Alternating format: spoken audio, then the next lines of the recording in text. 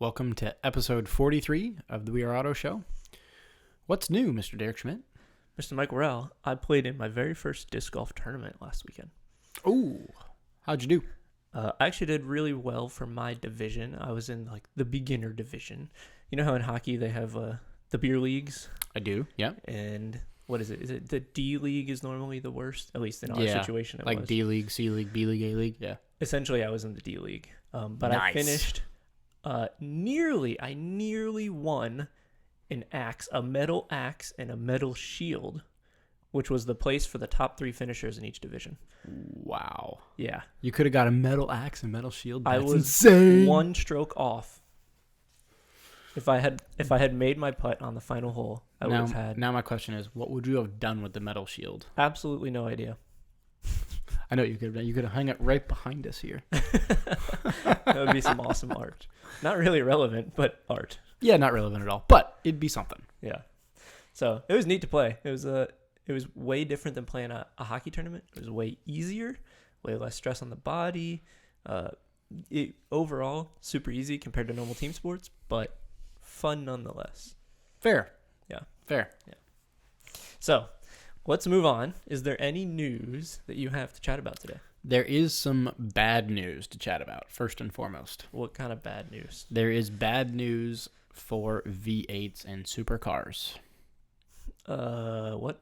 So the EPA, the horrible thing that is the EPA, which stands for the Environmental Protection Agency, Okay. the everyone never gets to pretend to ever have fun anymore agency. They are now bumping the fleet miles per gallon average up to 40 miles per gallon for cars made from 2023 to 2026. So the fleet. What? Tell me more. So what that is across a manufacturer's entire range of cars, the EPA says that they are required to have an average miles per gallon across their entire range of cars. So currently it's been kind of floating around the 32 average miles per gallon. So for example, that would mean like if you have a supercar that gets 8 miles per gallon, you've got to have a bunch of other econo shit boxes that are going to do 42 miles per gallon to bump up the entire brand's fleet average. Okay, so the fleet is the combination of all of the cars being sold by that brand at any point in time. Yeah. Okay. I have seen a lot of these econo cars that come out, and they have very good range, but nobody ever buys them because they're not good cars. They're a shit box is exactly what they are. Right. They're compliance cars is what they're known as. Yep. So we're about to get more of those? Yeah.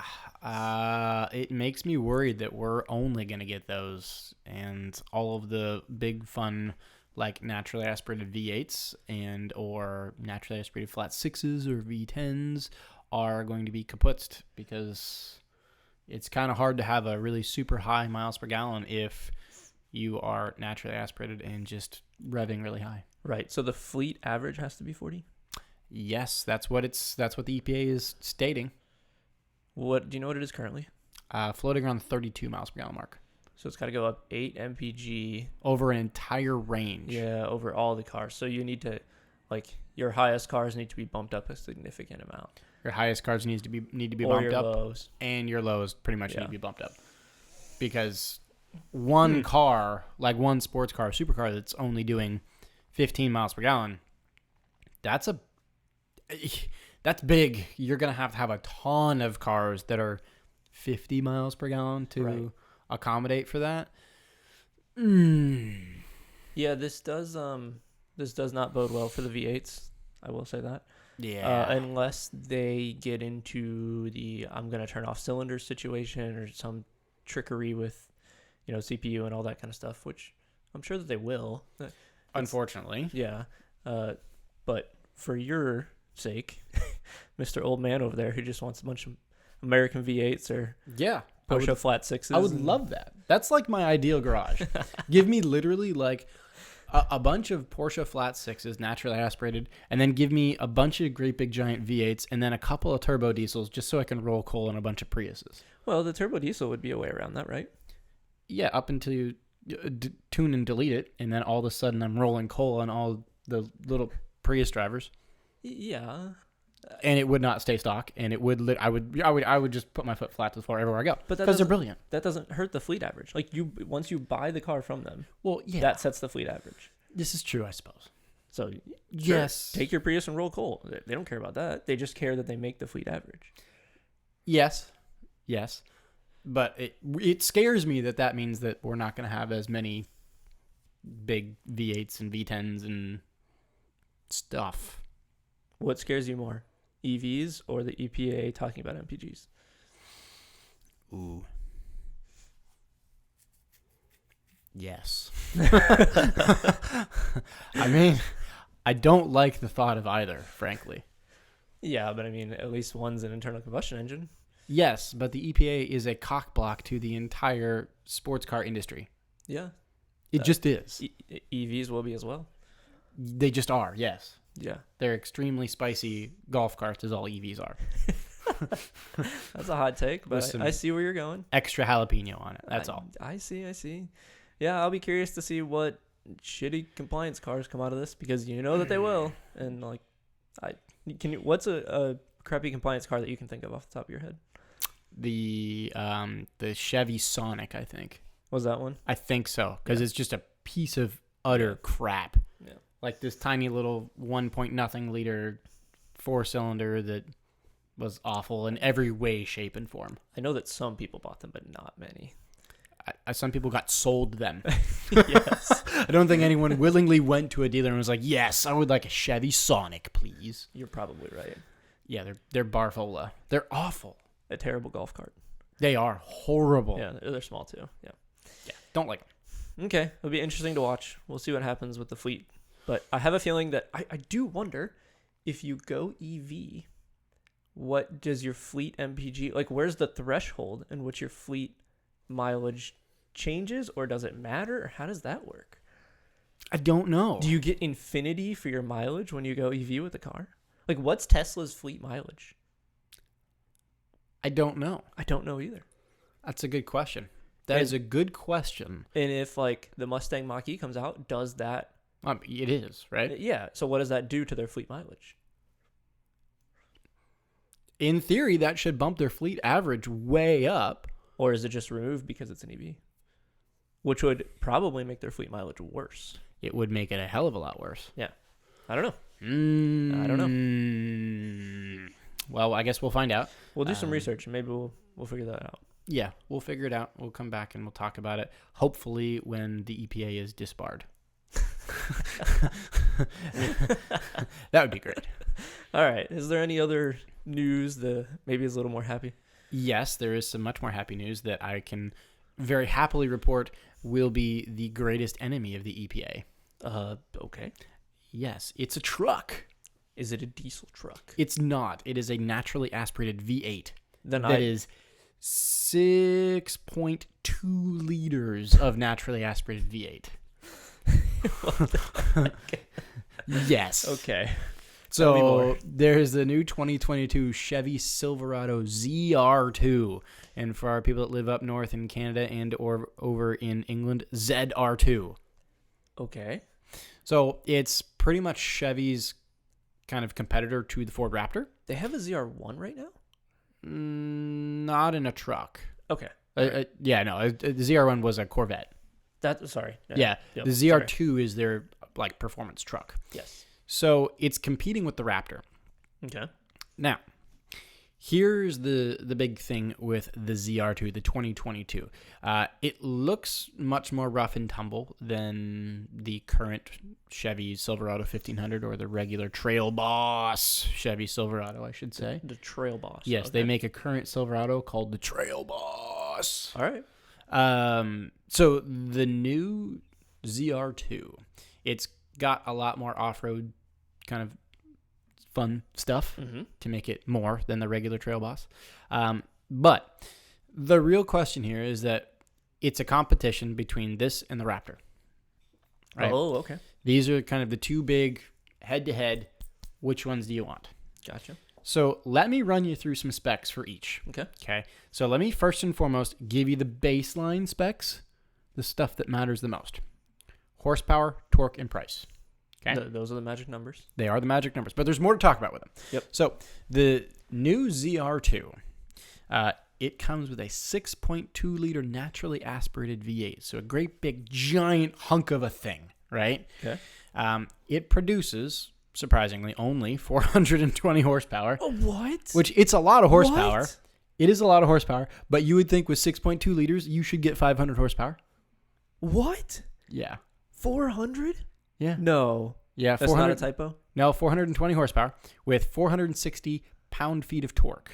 So that's coming out of the 6.2 liter V8. Now, let me give you the Raptor. The Ford Raptor has only got a piddly little 3.5 liter twin-turbo V6, so it's the EcoBoost V6, making 450 horsepower. So you get 30 more ponies. How many liters? 3.5 liter. It's half. It is half. It's half. Yeah, no. It's nearly half, and it's making more horsepower. Yes, and it's making more torques. It makes 510 pound-feet of torque. Yes. Okay. So, let's get to the money. The ZR2, $66,795. $66,000. Yep. Okay. The Raptor starts at $65,840. So, to summarize, the ZR2 has more displacement, has no turbocharging, but it is about $1,000, $900 to $1,000 more than the Raptor, which is smaller displacement, twin turbo, a little bit more horsepower, quite a bit more torque, and $900 cheaper. How? First of all, I'd take a Raptor any day over this truck. That's just my personal opinion, and I'll give you reasons as to why. But can we go back to how do you get so little power out of a 6.2 liter engine? My Subaru BRZ has 4 cylinders, a 2 liter engine, and it makes almost half the power. How? How is a 3.5 liter engine making more power than it? Chevy has been really good at that over the years. Chevy does that really, really well. They will give you a great big giant thing, and yes, it only sucks out 450 horsepower. Where does the gasoline go? Where's the hole in the fuel tank? It just falls out. It just falls clean out. I don't understand. I love it, though. I don't understand. So those are your base figures. Okay. Now, neither of them can compete with the Dodge Ram TRX. The Dodge Ram TRX is kind of another echelon, right? Mm-hmm. So the Dodge Ram TRX, the reason neither of these can compete with it is because it's got a 6.2 liter supercharged V8 that develops 702 horsepower with 650 pound-feet of torque at $72,000. So it's kind of a whole nother echelon. Yeah, that's way above. And it really is the coolest truck in the freaking world. But let's toss the TRX aside, and let's only now talk about the Raptor and the ZR2 for a second. Okay. So we talked about the price, horsepower, and torque. Mm-hmm. Now let's get into some intricacies for a moment. All right. To help maybe potentially sway your decision. You got a lot of swaying to do. Hey, easy. So let's start with the ZR2. Some intricacies with the ZR2 that could help sway a decision here. It has a front electronic locking differential, which, I'm going to be honest, is badass. Most trucks, off-road trucks, only have a rear locking differential. Right. So that's not a front and a rear, but just the rear. So it can be fully locked, front and rear. Question, is that useful for towing, or is that useful for getting out of sticky situations? Usually with an off-road vehicle, it's more or less for off-roading. Okay. So when you find yourself very stuck, yes, lock your fronts, lock your rears, and you very quickly become unstuck. Gotcha. Then it's got a very high approach steel front bumper. I'm going to highlight that. Steel front bumper. Okay. Then upgraded skid plate. You need that if you're going off-road. Now, here's maybe something that's a drawback. It's factory 33-inch tires as opposed to the Raptor's factory 35-inch tires. All right. So now the ZR2 has an 8,000-pound trailer rating with a 1,440-pound payload rating in the bed. So those are the intricacies, right? Let me quickly run back through them. Front locking differential. Mm-hmm. You got a high approach steel front bumper. So it's got essentially not much overhang from front bumper to tire, and it's made of steel. You've got a fancy skid plate, 33-inch tires, 11.2-inch ground clearance. So you've got some good ground clearance there. right? 8,000 pound trailer rating and 1,440 pound payload rating. So that's the ZR2. Okay. Now let me give you some intricacies for the Raptor. Yep.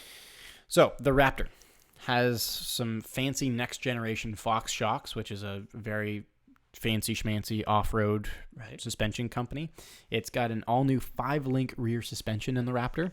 So very, very fancy and rough and tumble rear suspension that can handle pretty much anything. Mm-hmm. Then it's got what's called an equal length active exhaust system. Wow. Do you know what that means? No. I have no idea what that means. I don't really know or care because, frankly, the Raptor sounds like absolute hot garbage. Oh, spicy. Okay. I heard the Raptor, that V6 EcoBoost sounds awful. But to continue, it does have some what is quoted as updated front suspension. I don't really know what updates they've done, but it does say updated front suspension. So that I don't know. There's a lot of suspension talk here with the Raptor. There is. Now, here's where I really like the Raptor. It's got 35-inch tires factory. Okay. But here's the problem. You only have 9.4-inch ground clearance, so you lose almost 2 inches of ground clearance. As opposed to 11, right? Yeah. Okay. 8,200 pound trailer rating with a 1,400 pound pound payload rating. So again, fancy next-gen Fox shocks, 5-link rear suspension, equal-length active exhaust system, newer front suspension, 35-inch tires, 9.4-inch ground clearance, 8,200 pound trailer rating, and 1,400 pound payload rating. So those are the intricacies of both. So, what do you buy? All I heard was suspension on the Raptor, and it was lower. But I cannot tell myself to buy a truck that gets double the fuel or has like 3 times as big of an engine and only gets 2 times the power of my current car. That just doesn't seem right to me. I would take the Raptor, and I would take the Raptor probably just because of the engine. Honestly, it's just because of the engine. I cannot understand how you'd mess that up. Oh, Derek, I'm so disappointed in you. Okay, you're going to be Mr. Suspension, Mr. Off-Road? Well, I do. I am quite a big suspension off-road nerd, but the fact that you could keep alive a dying dinosaur of a 6.2-liter naturally aspirated V8. Yes, give me more of that. It makes no power. And that's fine. They literally drilled a hole in the gas tank. And that's fine. What the heck? That's fine. That's not fine. I mean, it's not fine, but it's a naturally aspirated V8. They should have double the power. It should have double the power. It should have double the power as the Raptor. It should have power. Well, it has double the engine size. Yeah, but it doesn't have double the power. It does go to show you just how efficient a turbo is. If you showed up to a car meet and you were in a Mustang, right? Okay. And you had like what's the normal? It's a 5.0, right? Yeah. Okay. And you had a 5-liter and you showed up car meet with the Mustang. It had 200 horsepower and a Camaro showed up with a 2.5-liter turbocharged something and it had 500 horsepower. You'd be laughed out of that place. No, I'd rather have the Mustang. I don't want a V6 or a twin or a turbocharged 4-cylinder muscle car. I just don't. You have one. No, it's not a muscle car. It's a daily driver. There is something different there. All right. I have the naturally aspirated car over here. You do. It's slow, but you do. Yes. But it doesn't have a leak in the fuel tank. Stock. Yeah, because it doesn't need much fuel. No, it doesn't. It's filled with a pipette. It's like that's what I don't understand. A teaspoon of fuel will fuel your car for a month. It's fantastic. No. You should go work for the EPA. But either way, what I'm going to say is, surprisingly, I think I lean a little bit more to the ZR2 here. For a couple of reasons. Yeah, give me a reason. So, reason one, which we've talked about, naturally aspirated 6.2-liter V8. I just love the lunacy of that. It's wild. But reason two, you get an electronic front locking differential. That is different and pretty good and exciting. I am a big fan of that. So that would help you get over rocks and shenanigans, right? Yes. And get out of gravel and go climb hills. Yes. The next reason I really like it is because you've got the steel front bumper. Here's why. Yeah. The Raptor is aluminum bodied. So the Chevy's going to be a hell of a lot more rough and tumble and can take a lot more of a beating than the Ford can, right? the aluminum bodied Ford trucks are just going to peel like a tin can, right? It's going to be like, a frat kid crushing a beer can on his forehead after a night of drinking. Yes! Right? Whereas the Chevy is steel bodied and has a steel front bumper and is maybe not going to just crumble and shred to pieces at the first branch. Maybe that's where all the gasoline goes. It goes just to move its body. Moving the front bumper that's made of pure cast iron. Jesus. Yeah, I kind of do like that, though. And I do like that you have more ground clearance. So that's kind of why I'm a little bit more swayed to the Chevy, which is weird because I've been a Ford guy. I am very much not a Chevy guy. I kind of always hated Chevys, but I just kind of like the ZR2 just a little bit more because you can keep an old dinosaur alive, and you've got steel, and you've got a front-locking differential. So let me put it this way. If I lived in Arizona or in Southern California where I was out trying to mob the desert, where faster moving suspension would maybe come in better handy, then I'd definitely probably go for the Raptor. Okay. If I lived, say, in, I don't know, Maine, where you're going up and down steep and tight logging roads and going over boulders and things, then maybe go for the Chevy. Okay. I can see where you're going with this. I get it. See, I'm not just being ridiculous. I actually have real reasons here. I know. I'm going to stick to my guns, though. I would not go Chevy just because I cannot understand how you'd have such a big engine and get so little power out of it. It reminds me of the Mustangs and GTOs of back in the day that had... Those were always so funny. 7-liter engines. Yeah, 8-liter engine. How much horsepower do you make? 180? Yeah. And what's your MPG? 12. Yeah. What's the point of it? It feels like we're going back to those times to me.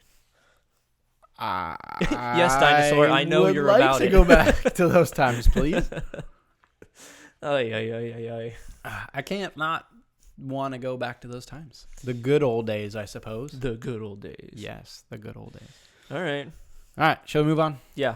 Let me take you out of your good old days time. Don't. And bring you into reality. Oh, no. Where we have some news to talk about. Okay. About the F-150 Lightning. Oh, boy. Yeah. Oh, boy. So this is an EV. And I know you're not a fan of EVs. Not even slightly. So they've come out with their battery sizes, which... Great. Yeah, I know. But this is actually what's very important about this truck. Oh. The standard range that is going to be released in this truck will have a 98 kilowatt hour battery. And I'll give you some perspective on that. A normal Tesla has a 100 kilowatt battery, 100 kilowatt hours. So what does my wife have in her hairdryer? She doesn't have a battery. She plugs it into the wall. Oh, okay. Okay. So 98 kilowatt hour battery, and a Tesla has 100 kilowatts. That 98 kilowatts should get you 230 miles, assuming you have a 1,000-pound payload, which I don't know if that means towing 1,000 pounds or... No, that would a payload that's going to be in its bed. Okay, just something in the bed. For 1,000 pounds worth of bed stuff, it sounds like. Or enough people in it to fill it up. Yeah. Okay. That also means that we now have an extended range, which has a 131 kilowatt hour battery and has 300 miles of range. So... That's not enough. I don't think that that's enough. It's not enough. It's an okay first try, but let me tell you this. The Tesla Model S has a 100 kilowatt hour battery and gets 375 miles of range. It's also a lot lighter, though. It is a lot lighter. It's not a truck, and I'm assuming they didn't test that with 1,000 pounds of payload in the back of the Tesla either. I'm sure they did not, no. But to have 75 more miles of range when you're talking about 300 to 375 is a jump. It is a meaningful jump. That's not like 310 to 315. Right. It's not a tiny jump. Yeah, I suppose I get where you're coming from. It is interesting. I am glad to see that they've come out with some numbers that are like, okay, they're not fantastic, but I think that the 300-mile range right now is like the minimum that you need to be at to be a viable vehicle. So, there are I just couldn't ever drive something where I would be worried like, range anxiety. Yeah, that range anxiety is a real thing. Right. That's one of the biggest problems right now about it. But mind you, like most people don't go past 50 miles in a day on their daily commute. Yeah, but even then, there's still going to be something in the back of my head. How many miles do you do while you're teaching people? on a daily basis. Honestly, I can easily do like 200 to 300. 200 to 300 in a day. Easily. Do you exceed 400 miles in a day? I would say some days maybe. Okay. If I'm going like from one end of the county to the opposite end to the opposite end to the opposite end. Right, picking up multiple students in a day. Yeah, there's a real possibility that could happen. So it seems like it's not a use case for you. No. But if it would probably be a use case for anybody going to work and back, anybody going to drop their kids off at soccer practice and back, like you're not going to be breaking 400 miles in a day or even 300 miles in a day. That's a long way to go in a day. Yeah, it is, but I just don't feel good about it. This is a truck. And Okay. with trucks, you tow. And You when do. you tow, your range goes to doo-doo real fast. Oh, wow, 100%. Very yeah. fast. Garbage. Cut the range in half. Ooh. Yeah. If you're towing a boat, cut the range in half. Oof. And then if you're towing a boat uphill, cut the range to a third. Oof. Oof. So That's not good. no, I would say you got to be towing more than 1,000 pounds, I'm sure. But like, So let me think about this. So where we live, there's a lot of people that live out east, out in the country, and they have a boat. And they'll tow their boat from out east in the country to the boat ramp right at the edge of the water here.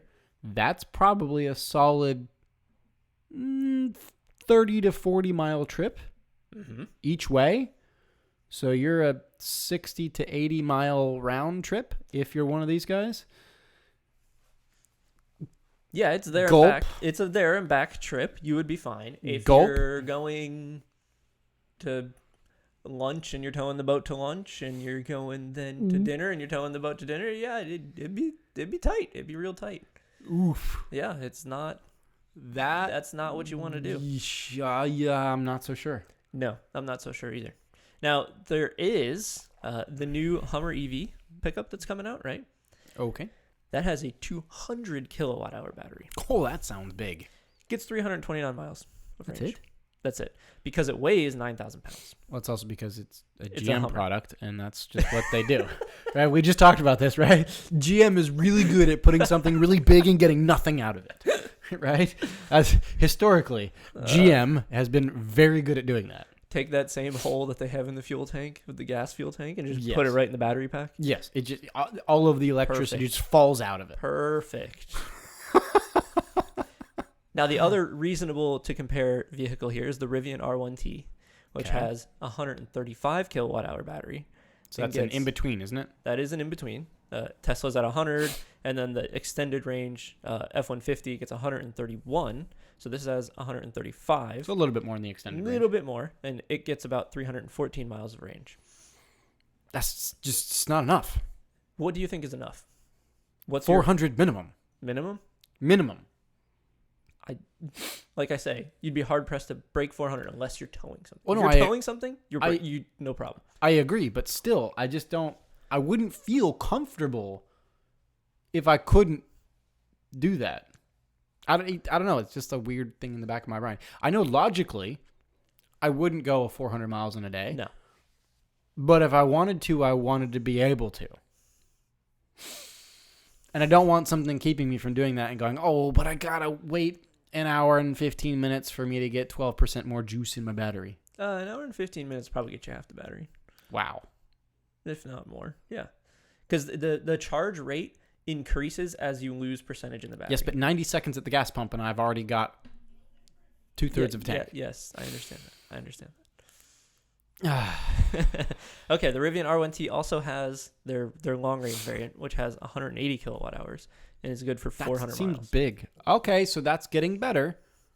That's getting better. That's about 400 miles. That's your magical number that you said. It is, but I still just don't like it. But it is almost twice the battery pack capacity that Tesla has, at least the Model S. These numbers that Ford has come out with are solid, but not fantastic, in my opinion. And It's not good enough. have they brought out prices yet? I don't know. I I don't remember. I think they may have brought out some prices, but I really that don't they remember. have. I think we have had them. briefly talked about some of the prices way back when, but I don't know if Yeah. those were official or not. I think it was like 40 grand or something like that. This is all going to come down to marketing.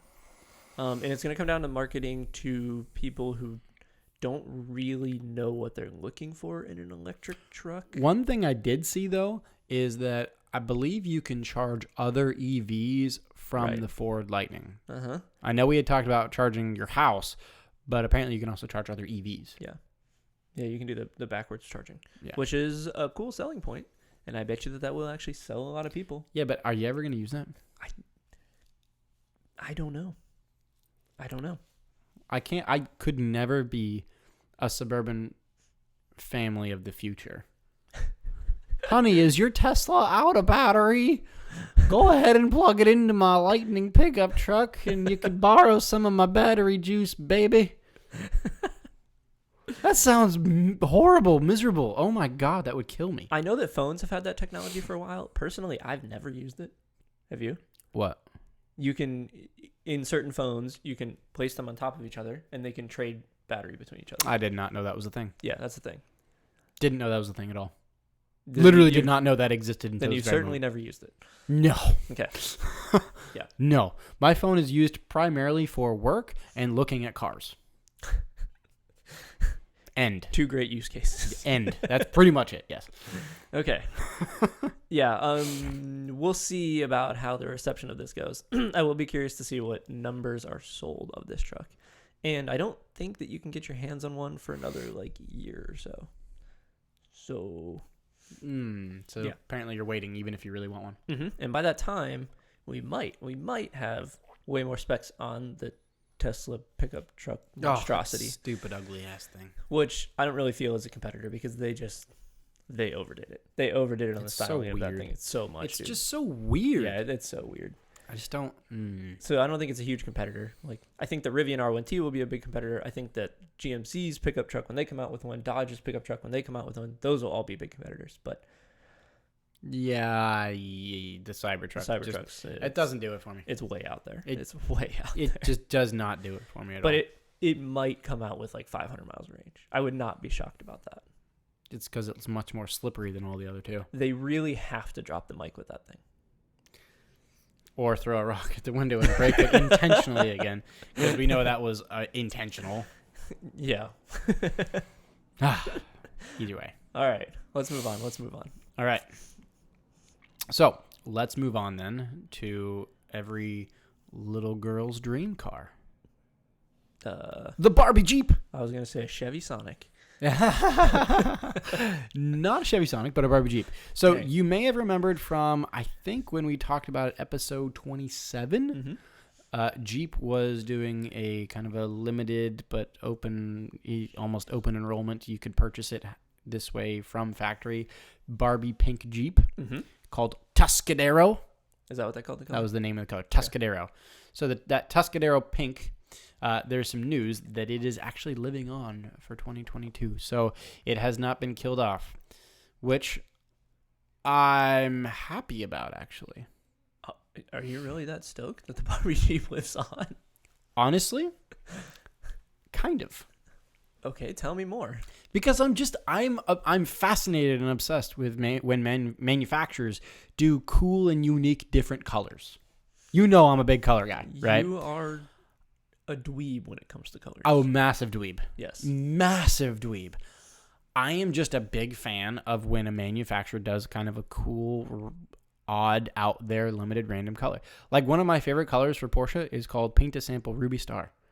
It's kind of very similar to the Tuscadero. It's kind of a pinkish kind of red. A Ruby Star? Yeah, it's a great color. Yeah, it's beautiful. Okay. But it's living on. So normally Jeep does this for a limited 1-year run, and then they switch out their next limited paint color, but they're keeping it around for 22. So normally after that 1 year, they switch to something else outside of their standards.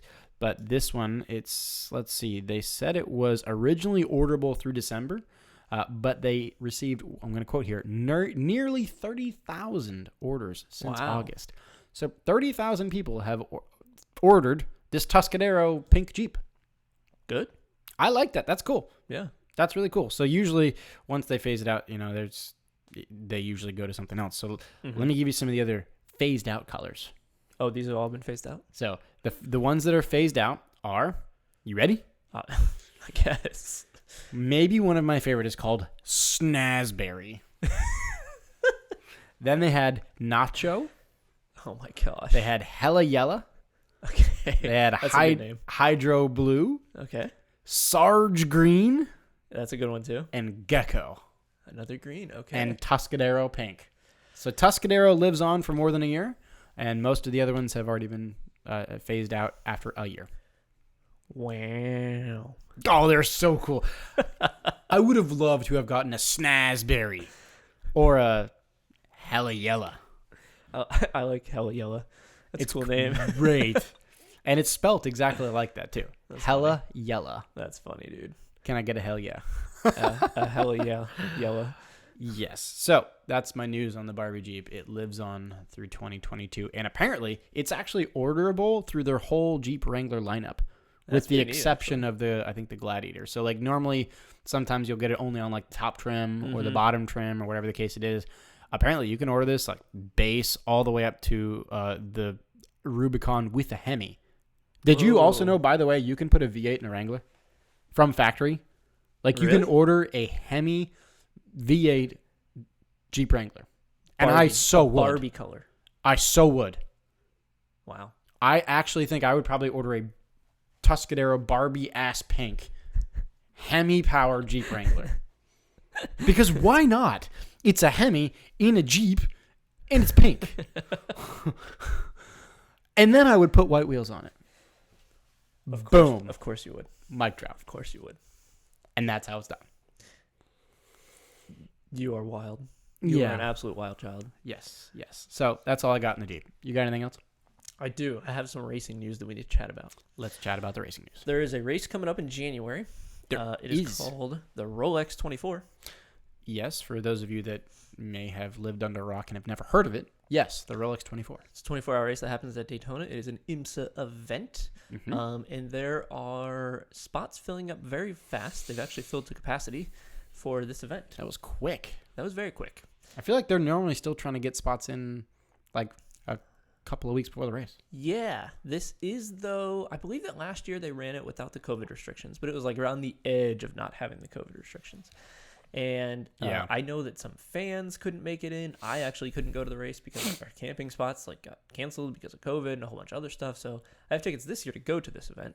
But I'm pretty stoked to hear that the entry list for this event is full at 60 cars. Woo! That's a big field. 60 cars at Daytona. I can tell you from experience, that's spicy. That's a lot of vehicles. Dude, that's a big field. It's only about a I think it's like a 3.2 mile circuit, the way that they have the infield laid out. Yeah.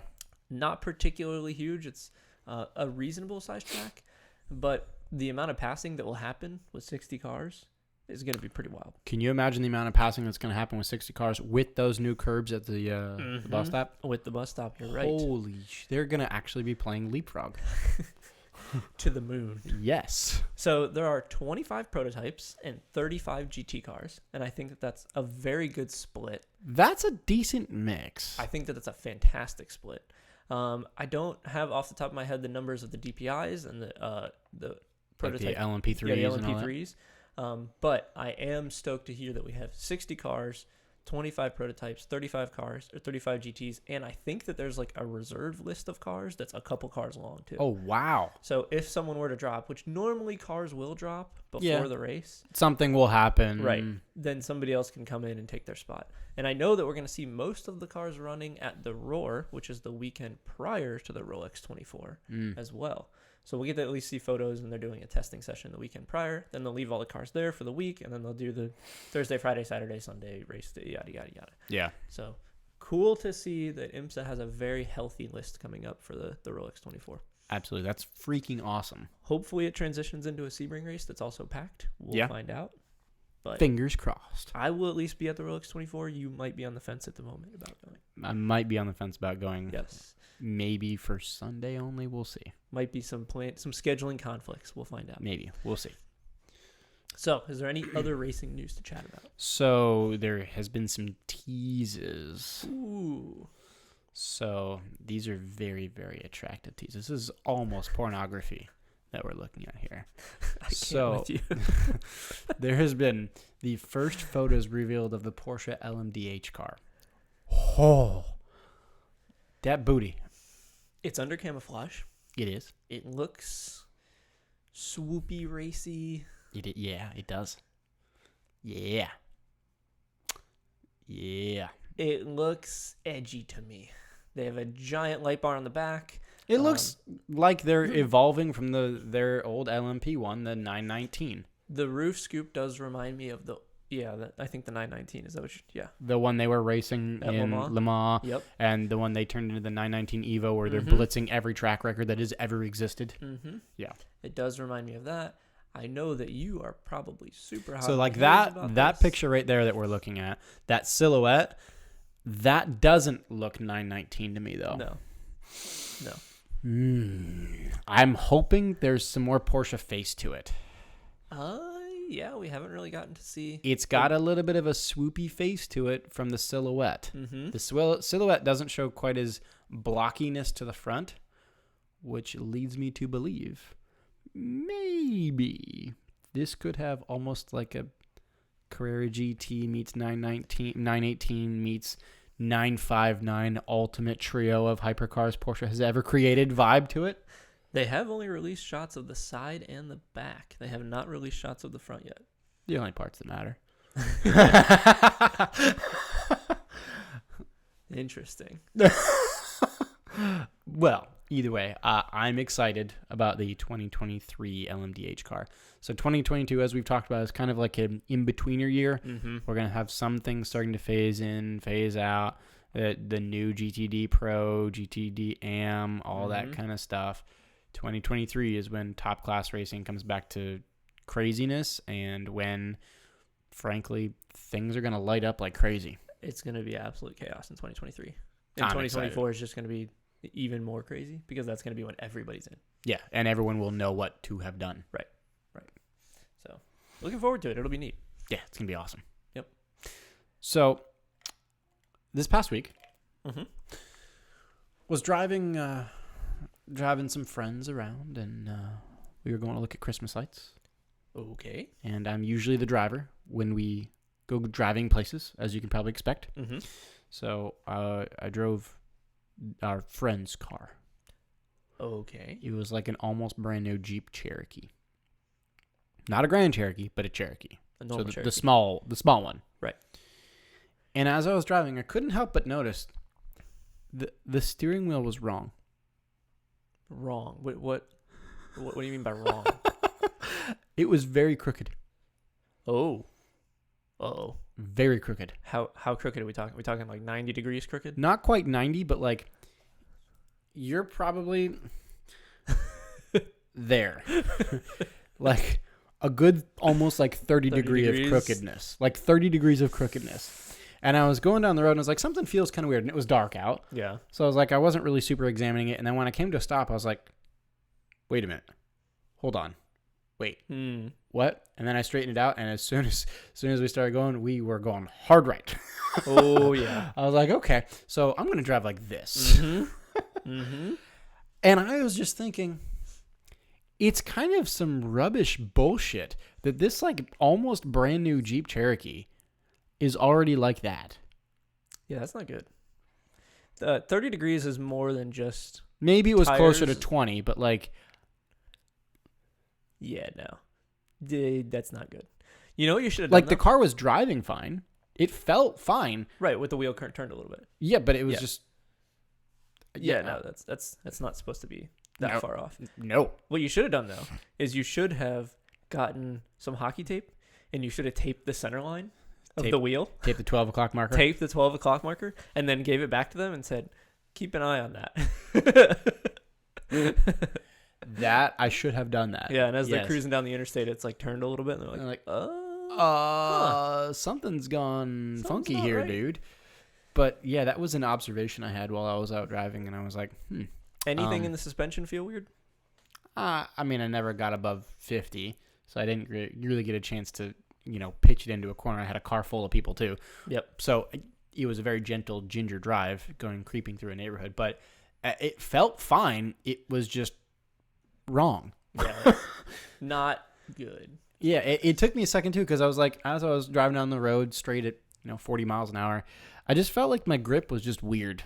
So I was like, this just feels kind of, I mean, it doesn't feel bad, it just feels kind of weird. Yeah. And when I stopped, I was like, oh, and that's why. Yeah. Because it's wrong. Generally, I believe that's suspension problems. I believe that's like a toe link or something like that. It's like a little bit bent.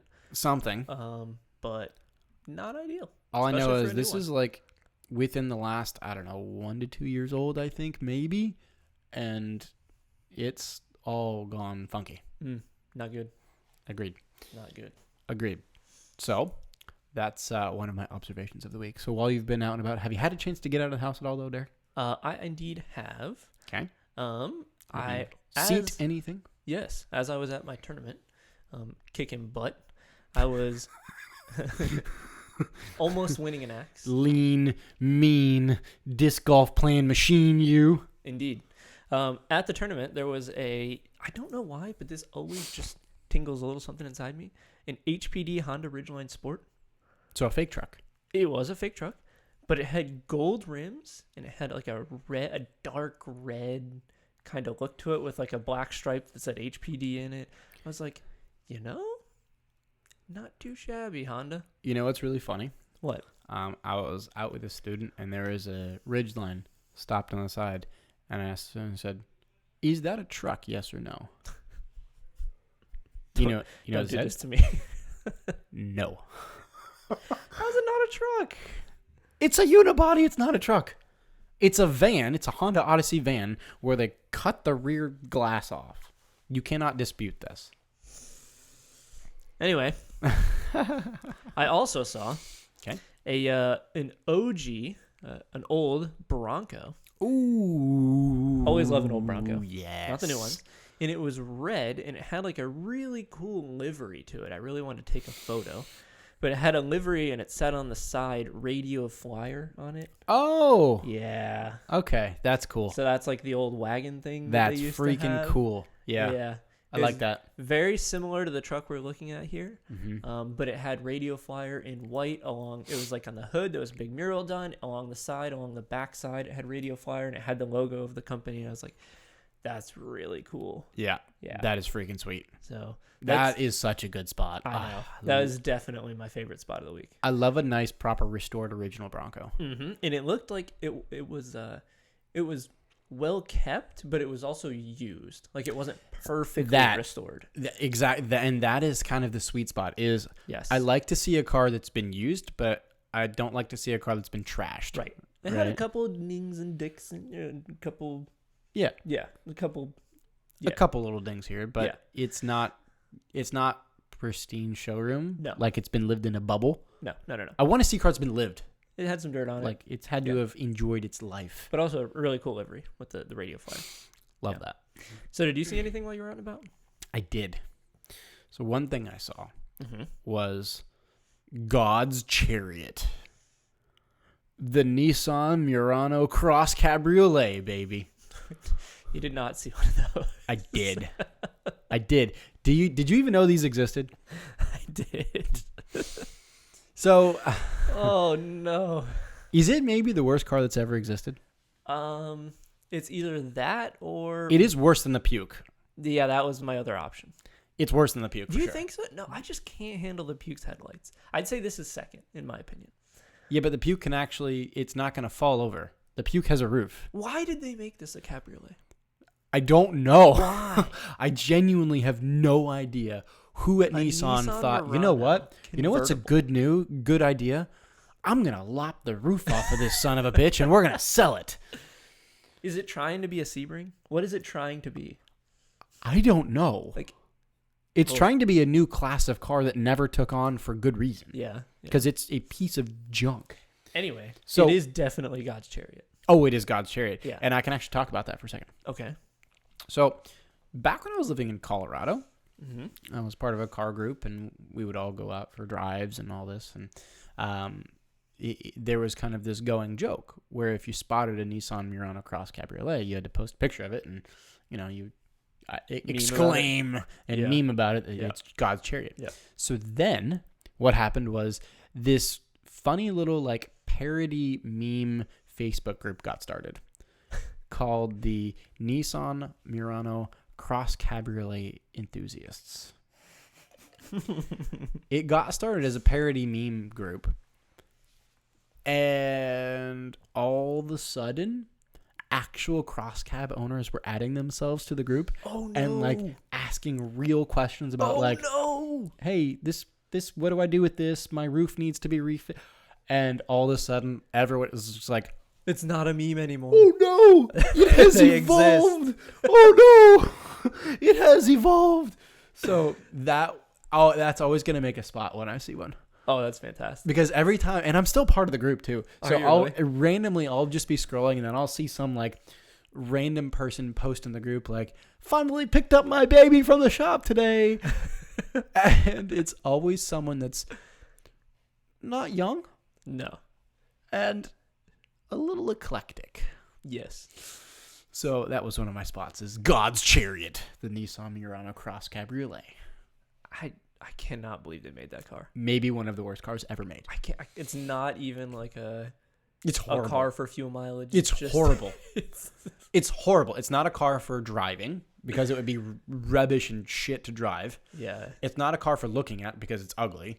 It's not a car for riding in because it's going to ride like awful because it doesn't have a roof. So it has absolutely like no structural integrity whatsoever. Mm-hmm. And it probably weighs every bit of like 7,000 pounds. Yeah, it's probably very heavy. Yes. But that moment that you make a meme group and then the real people come in and turn it into a legit group. It happened. Yikes. Yeah. It's got like 4,500 members in it now. Legit like, Murano owners. It like actually has happened to evolve into its own living, breathing thing. That's fantastic. It is hilarious. That is fantastic. But so that's one of my spots. Now, the next thing I spotted, I am putting in my spots of the week just so that you can hush. Oh, no. Remember last week we were droning on about white wheels and how I loved white wheels? Yes. I saw a white Audi S4 on white wheels. And it's so good. I love it so much. It was a white car on white wheels? Yeah. White on white, baby.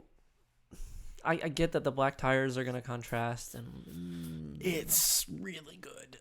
No. I really like it. And it's a European, it's a German car with white wheels, which is kind of a JDM thing. It is a JDM thing. I like it when worlds collide. When you go with a German car with Japanese wheels. I do like that.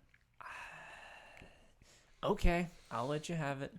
All right. I'll take it. So, yeah, that's one of my spots is a white S4 Audi on white wheels. Did like Just that. give it gold wheels. It looks so much better. Anyway. Yes. So, let me move on to my spot of the week, shall we? So, I did spot a very rare saloon car. It is the new BMW M5, but not just an M5, an M5 CS, which is different than an M5 competition. It's a very limited M5. What? It comes in comes in 3 colors. It's brand new 2022. It is extraordinarily incredible in my opinion. It's maybe my favorite current BMW. Oh boy. Okay. It is the CS. It stands for a coupe sport, right? Now, the one I saw was in a color called Frozen Brands Hatch Gray.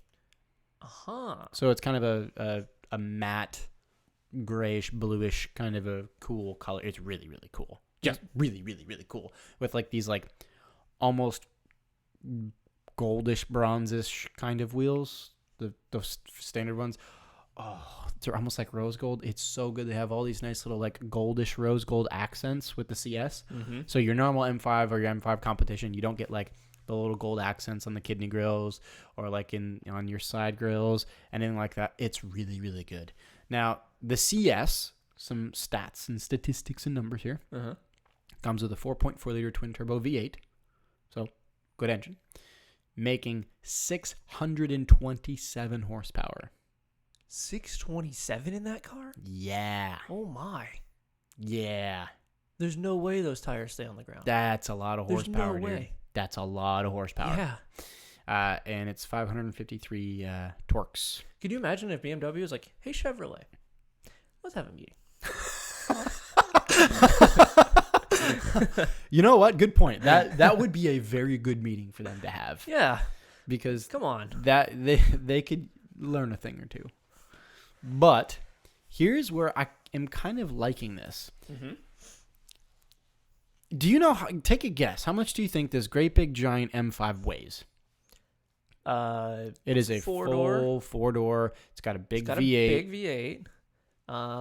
I'm gonna guess 3,800 pounds. Oh, you're guessing really light. It's 4,100 pounds. Okay. So I thought 4,100 pounds was actually pretty light for what this car is. I know that BMW does a decent job on their coupes, or on their cars, of keeping weight out of them. So their SUVs, different story. I was expecting this to be a closer to 5,000 pound car, just because it's kind of keeping up with kind of the Mercedes E63, that kind of stuff, which is all getting closer to that side. Yeah. But 4,100 pounds with 627 horsepower.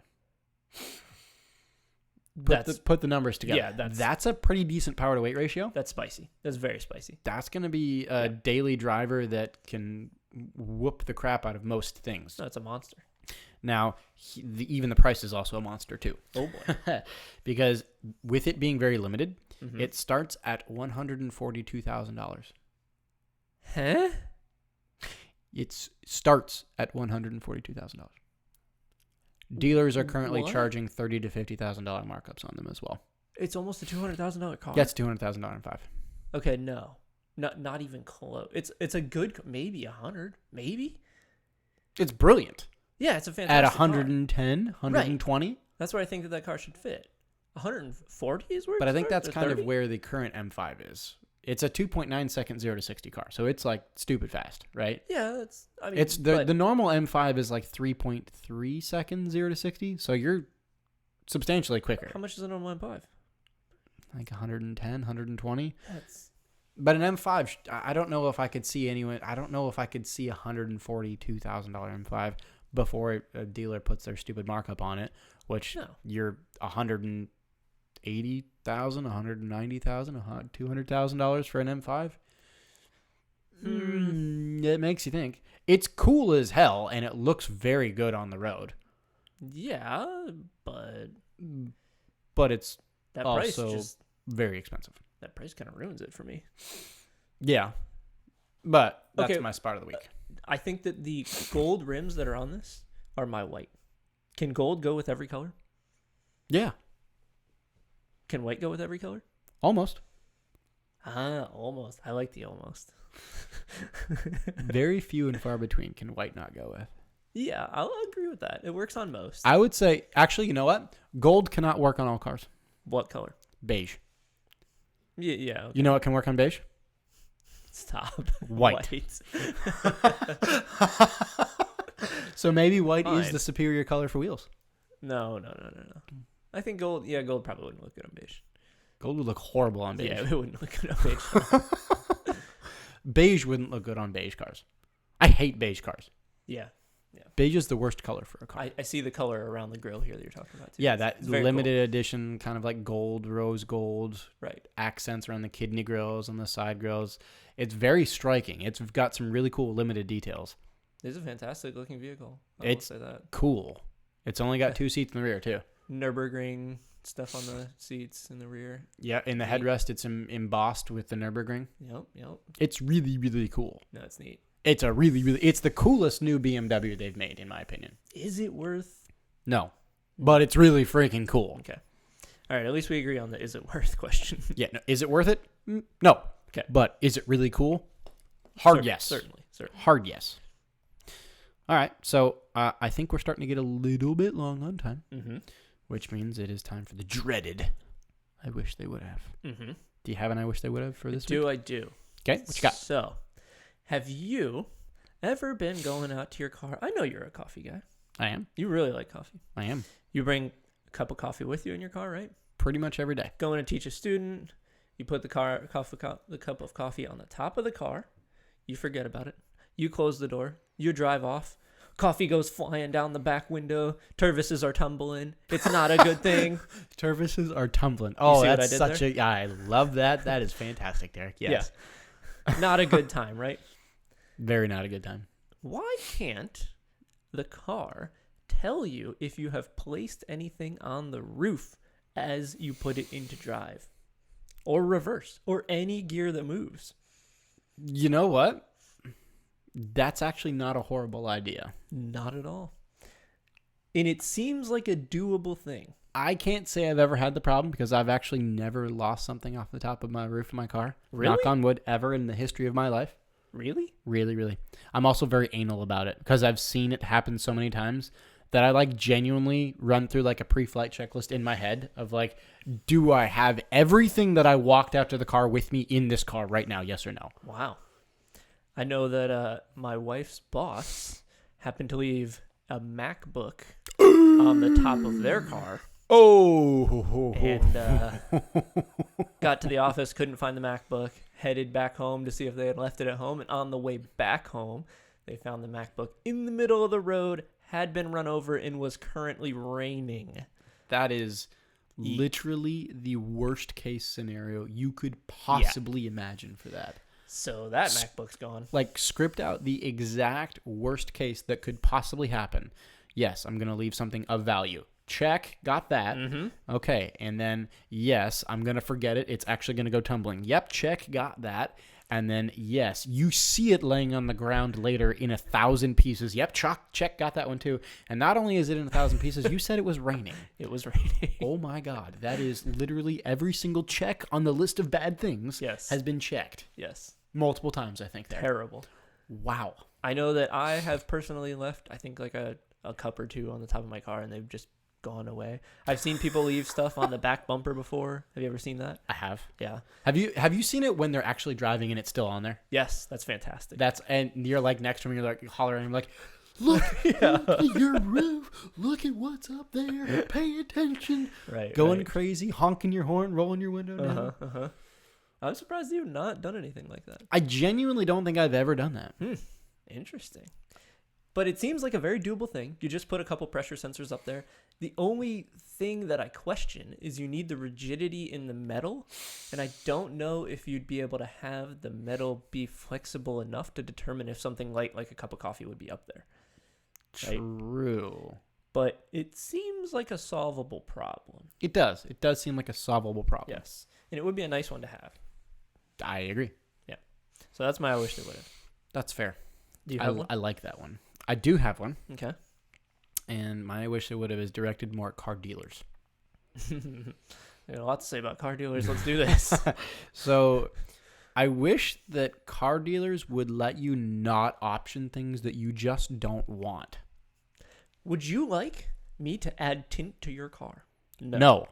Would you like me to add maybe a seat cushion to the back left seat of your car? No. What about a carpet on your carpet? No. How about an LED light in the middle seat of your car? No.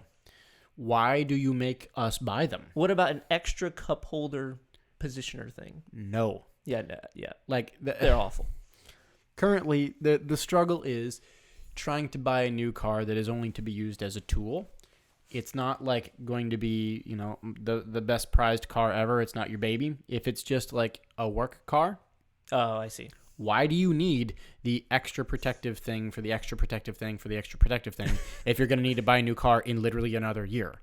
Right, because you're going to put 1,000,000 miles on it anyway. You're going to put 1,000,000 miles on it in a year. So why do you need door edge protectors? Yeah. And why do you need extra carpet floor mats? And if you don't need them, don't make me buy them. Right.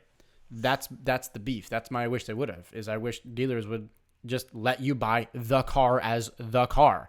Leave the extra shit that you don't actually want off. If I want it, I'll happily pay for it. So are they like forcing you to buy Yes. it, or are they just saying these are options that you can buy? Yes. The dealers are actually saying we cannot sell a car without this. Oh, what the heck? That's Precisely. not right. Yeah, the dealers are actually saying, no, we will not sell. We will not sell the car without this. But we don't want this. All right, it's useless to you guys. Yeah, It means nothing. it's a business thing. It's for you to go teach people how to drive. It's not. It's a tool. Yeah, it's a tool. This is not my prized possession. It's a tool, right? You're not going to use the extra carpet on carpet. You're just going to vacuum. You don't want it. Don't make you buy it. Right. That's kind of my thing. I mean, If they would say, if a dealer would be like, yeah, you know what? If you don't want, that's fine. You don't have to have it. Right. But it's like forced. Like, no, we have to charge you some ridiculous like $1,800 for a reconditioning fee for a car that has like 2 miles on it. Yeah, no. No, that's just ridiculous. So that's my wish they would have. Sounds like we need to get Kevin involved. Fair enough. Yes, I suppose we do. All right. So do you have anything else for us, Derek? I do not, my friend. All right. So then I guess that's going to wrap us up for episode 43 already. Can you believe that? 43? So thank you all so much for listening and for watching on YouTube. Please do subscribe and follow us on all of our socials. We Are Auto on Facebook. We Are Auto _ on Instagram. We Are Auto on TikTok. We Are Auto on YouTube. Also, leave us a 5-star rating and a review on Apple Podcast or wherever you listen. We would be forever grateful for that. And also, if you could send us your I wish they would have, that would be incredible. We would love to chat about them on air. So again, thank you all so much for listening and for watching, and we'll catch you guys next week. Peace.